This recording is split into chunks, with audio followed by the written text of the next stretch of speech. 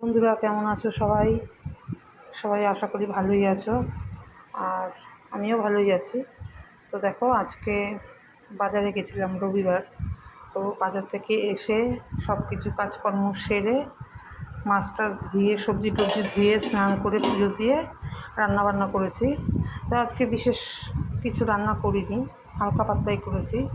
এখানে হয়তো ভাতটা বেড়ে নিলাম, এই পাতিলেবু নিয়ে নিলাম, আর এটা হচ্ছে আলু কুমড়ো সেদ্ধ দিয়েছিলাম, সেটা সর্ষের তেল দিয়ে ওই মাছ ভাজা তেল দিয়ে মেখেছি।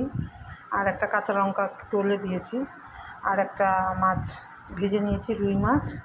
এখানে ট্যাংরা মাছের ঝোল করেছি অল্প করে, আর এটা হচ্ছে আমের টক করেছি পাতলা করে একদম।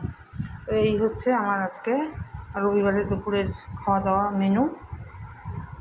তারপরে কী বলো তো, এই বাজার থেকে এসে না সমস্ত কাজকর্ম সেরে তারপরে আর রান্না করতে আর ইচ্ছা করে না আমার।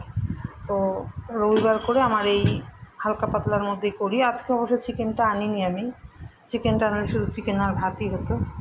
তো চলো, তোমাদের কার কী রান্নাবান্না হয়েছে একটু কমেন্ট করে বলো।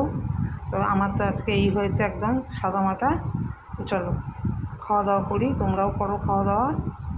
আবার দেখা হবে সন্ধ্যেবেলা। টাটা।